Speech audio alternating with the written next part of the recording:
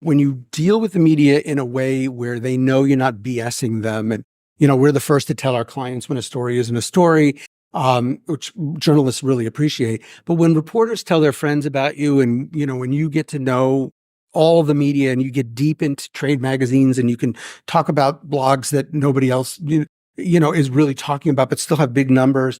These are the people that we know. We've been doing it forever. We know the tried and true techniques, and we also know what doesn't work.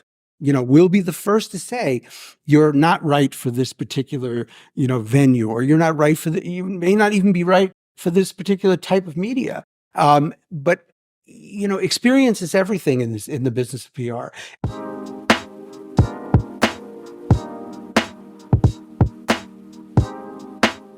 This episode of the B2B Growth Hacking Blueprint is a little bit different. The reason it's different is we are actually featuring a previous interview from the end of April with Richard Learmer, who has been heading RLM PR over the past 30-something years. And he's one of the veterans in the PR industry. So I just wanted to plug that into the show, even though it's not part of the, hey, we just did that right now. It's extremely critical for the B2B landscape to figure out what does earned media and general PR looks like in 2024 and 2025. And this is why we have packaged that as kind of part of an episode over here. Richard and I have been working on and off together for the past 10 years, helping one another on different projects. Him with PR, we are doing some digital work for him as well. And our kind of symbiosis has been pretty integral for me to figure out how PR can be pretty instrumental in traditional B2B and not just the hot and trendy startups that are being featured everywhere, the Mashables and the TechCrunches. And especially nowadays in 2024, kind of what we're seeing is the current landscape, primarily due to AI and with kind of augmented reality and like with lots of other different things happening out there, with social media automation, with the ability to create 100x the amount of content that we were previously being able to do. Now, kind of what we're seeing is it's making it so much easier for tons and tons and tons of accounts to go on autopilot, and you're kind of missing the point of genuine content. Additionally, we are seeing more accounts that are now resembled by AI avatars and kind of fake personas. So we're actually not speaking with the right people or the real people that we are expecting to be talking to.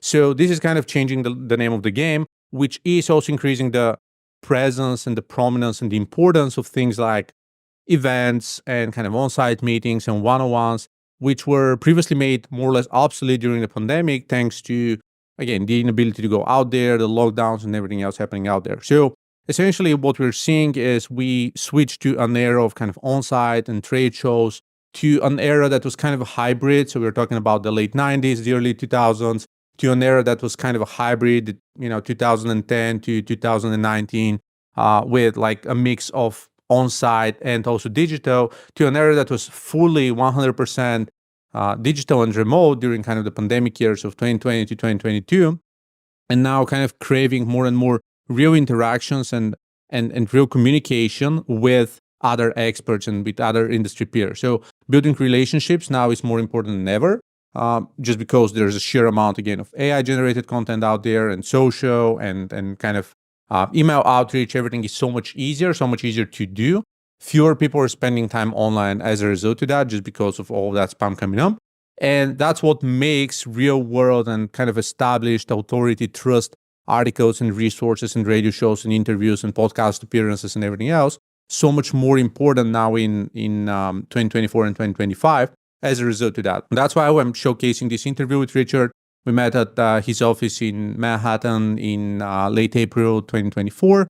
We recorded that session together and just featuring that as part of the podcast. Enjoy. So I want to ask you some questions about PR, since you're one of the OGs in the PR industry. Tell us, how long have you been in the PR field in the first place? Been in the business for 32 years, which is a very long time to have the same job, by the way. 32 years. That's magnificent. What did PR look like 32 years ago? It was very different. I mean, we used the mail. The United States Postal Service. We would send things to people and they would actually open them, and then they would call us, or we would call them. We also used this incredible device called the telephone. Oh, have you ever heard the of it? real one? Yeah, the real telephone. Like you'd pick it up and you'd dial it, and it was amazing. And we would call people and they would return our calls too, because it was the only way they could get help from us. Someone should come up with an idea of what is it? Let's say cold calling.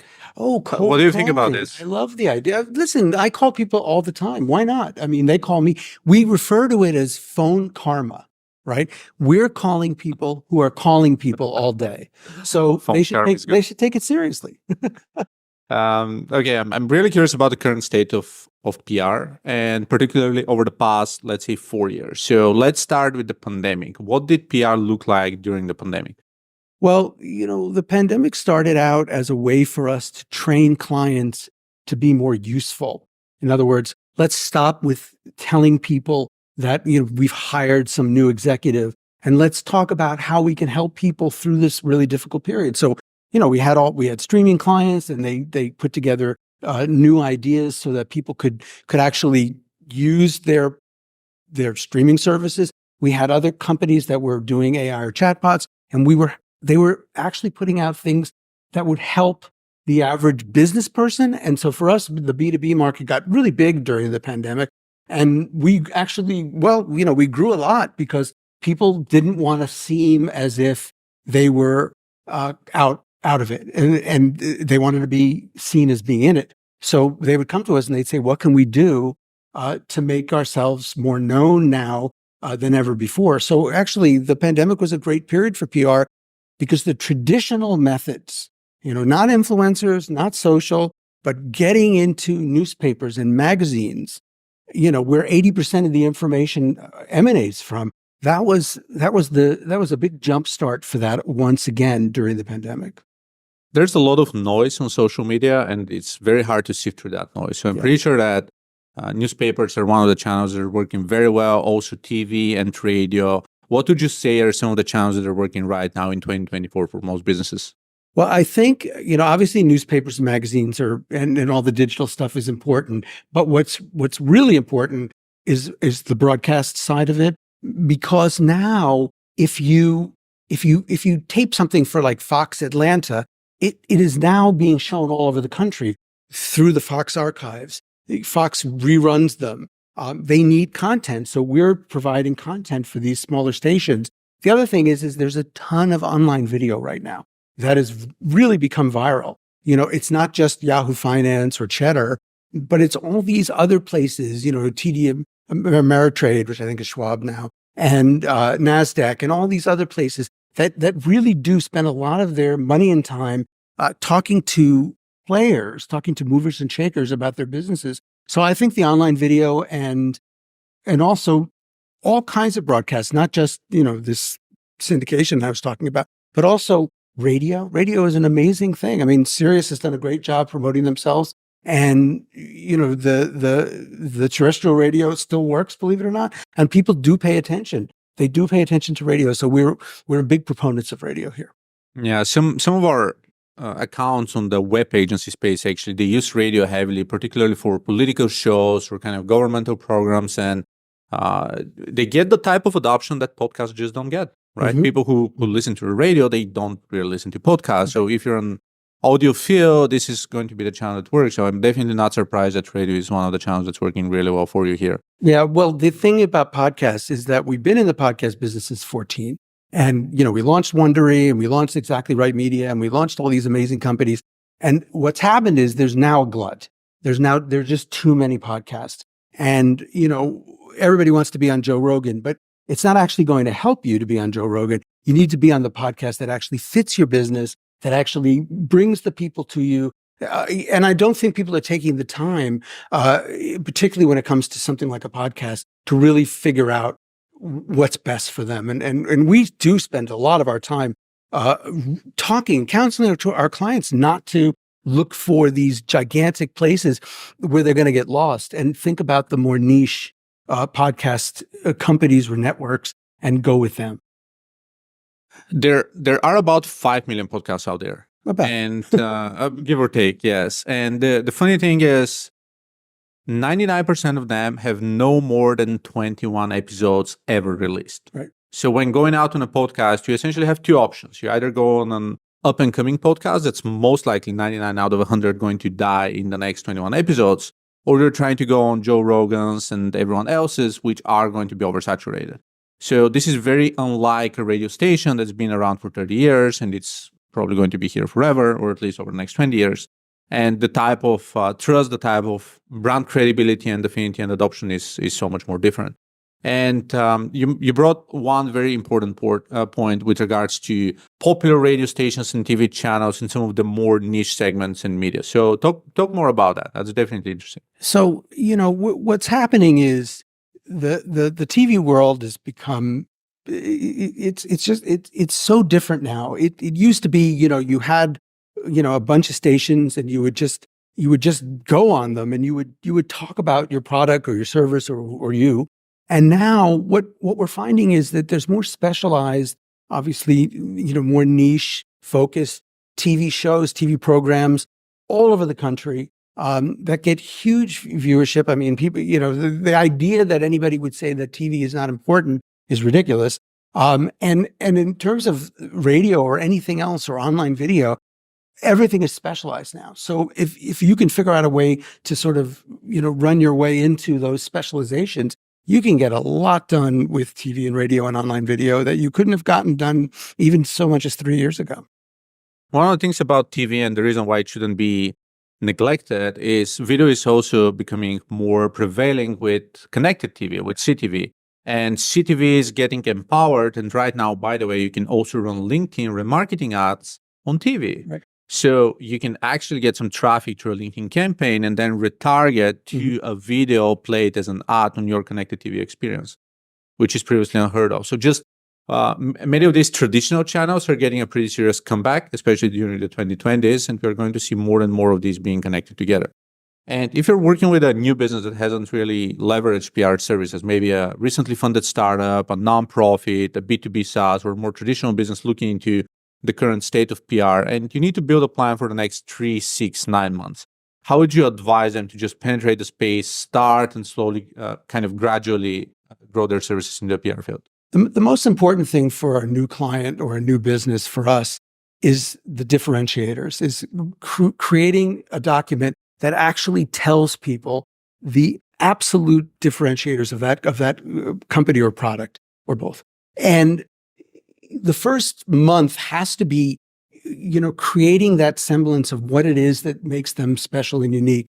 But also during that first month, there needs to be media training. There needs to be collateral creation. There needs to be tryouts. We need to go to the media and we need to try out messages, like thought balloons. And we need to see how they work because the messages have to be perfect.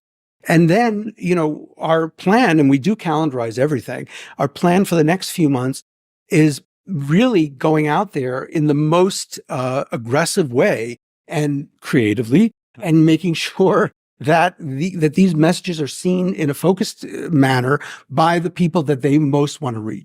And so the first 3 months are really about an aggressive push and in those areas that actually work in the traditional sense. Being in business for 32 years, you've seen a lot of these rising stars coming up and trying to offer PR services with not so much to offer. So without being discriminative or diminishing the efforts of starting PR agencies, what would you say are some of the core reasons to go with someone who's been in business for 30 years and actually being able to make a difference in the PR space? Well, first of all, we know everybody in the media. When you deal with the media in a way where they know you're not BSing them, and we're the first to tell our clients when a story isn't a story, which journalists really appreciate. But when reporters tell their friends about you, and when you get to know all the media and you get deep into trade magazines and you can talk about blogs that nobody else is really talking about, but still have big numbers. These are the people that we know. We've been doing it forever. We know the tried and true techniques, and we also know what doesn't work. We'll be the first to say you're not right for this particular venue, or you're not right you may not even be right for this particular type of media. But experience is everything in the business of PR. And I've seen a lot of agencies open and shut based on this idea that they think that they can do it. A, they're not good writers, which is a bad thing. B, they don't know anybody in the media, so they're really just smiling and dialing, which is a terrible thing to do. And the other thing is we made the decision 10 years ago to only hire senior people. And I really believe that companies really, they do want to work with senior people. They don't want to be working in a company where everybody's being trained or anybody's being trained. And I think that's a big plus.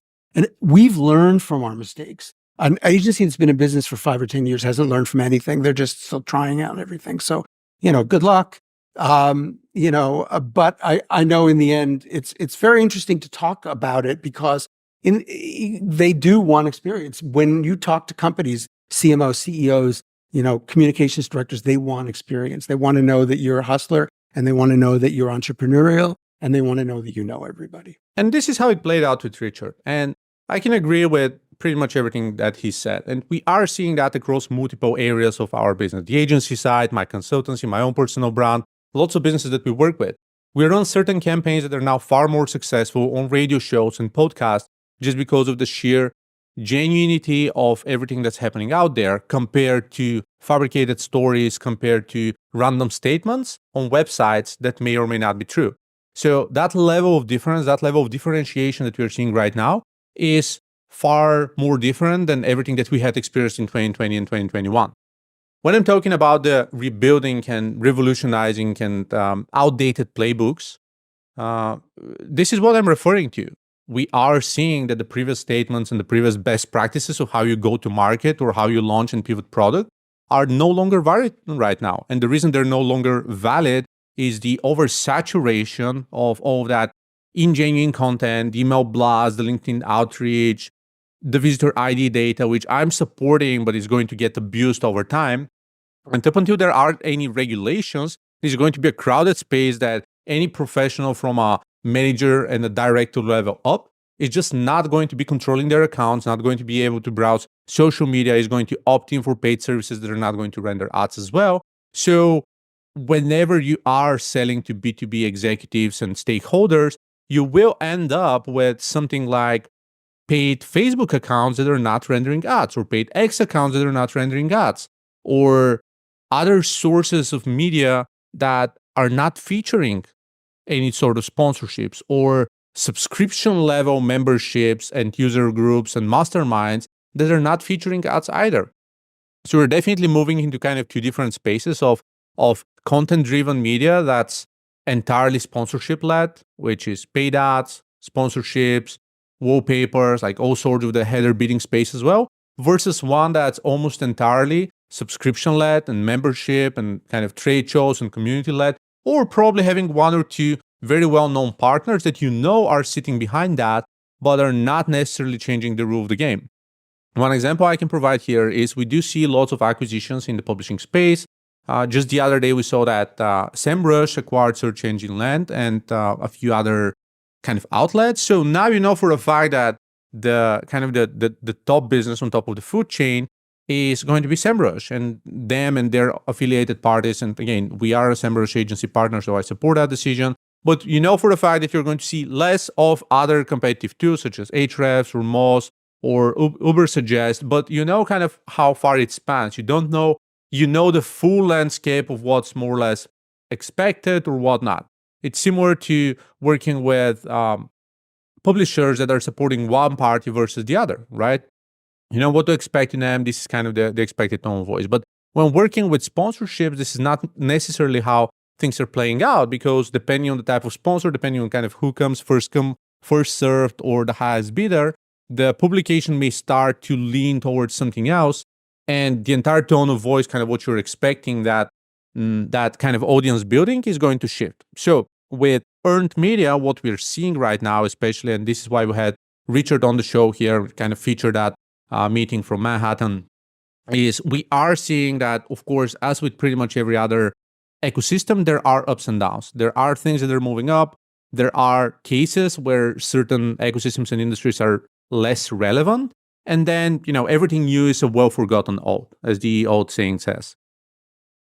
And as a result of that, what we are now seeing a revamped attempt of investing more and more and more in traditional earned media, because trust is at its lowest. It's really easy to start and launch different startups. Again, we are building MVPs, multiple MVPs every single month. The competition is fierce. There are so many more competitors of every single product category. If you think of CRM, there are now thousands of CRM. Same goes for email marketing, marketing automation, ERPs. Pretty much everything has thousands of players now in the space. While a decade ago, there were probably 4 or 5 or 6 players. It was a pretty well-known space, which is now not really the case. So that level of competitiveness and that level of oversaturation means that it's really hard to figure out who's best. And that earned media, that ability to actually showcase and get the support and the backing of more or less influencers or journalists or editors who are supporting the initiative and the journey is becoming far more important today. So this is why I believe that earned media and PR are going to prevail in the next couple of years. They're going to be the source of truth. You work with sources and with kind of media outlets that you trust, that credibility. You're getting some background research from different people, especially when starting new brands or kind of launching new products and services. It's far more important because that oversaturated competition means that even established organizations may not necessarily be able to position a brand in the best possible way. We work with some businesses making 40, 50, 80, $100 million, and they are actually unrecognizable. They do have, again, mid-8 figures, even low 9 figures of revenue, and there are entire segments and categories in the industry that had never, ever heard of them. So the reason we're seeing that is, again, it's harder to become top of mind. It's harder to just bubble up and elevate, and you need to target and conquer different industries. So earned media actually allows you and presents you the opportunity to say, okay, right now I need to target, let's say, event managers and organizers. So I need to tap into these sources and kind of that category, or SEO experts and journalists, or investors, or technical professionals, or indie hackers, or kind of the hosting and cloud community. There are different ecosystems and different centers that are working in different ways, just as what you would normally see if you start to penetrate a very specific traditional ecosystem, such as construction working, or real estate, or medical, or healthcare, sustainability, energy, oil. All of them, they have their own conferences, their own events, they have their own gatherings, their own Facebook groups. So it's a completely different ecosystem. They're not necessarily hanging and spending time on LinkedIn or X or so. The vast majority of them, especially traditional business owners, are just hanging in different circles. They are listening to specific radio shows or podcasts. So it's kind of a smaller ecosystem, a bunch of different bubbles working together to be able to establish something. And being able to gain credibility and establish trust in these specific ecosystems means that you need a focused, tailored effort. That's not going to be the shotgun approach going on Meta, but actually a far more focused and centralized effort to work with the exact creators and influencers and key opinion leaders and everyone else in the space in order to establish trust. So that's a TLDR. If you haven't reviewed, the PR opportunities out there, go ahead and check RLMPR.com, which is Richard's agency. Again, he spent over 3 decades in business, which is absolutely incredible. He's seen pretty much everything. I know for a fact he's only working with experts. They do only hire seniors because it's just easier to do so when you're an expert. And they can definitely tell you a lot about the game and how is PR being played in 2024 and 2025. And if you like the show, please like, comment, subscribe if you enjoy it. If you want to see any other guests or if you have any other questions for Richard, please drop them down in the comments and I'd be happy to convey over and we'd be more than happy to help. See you in the next episode.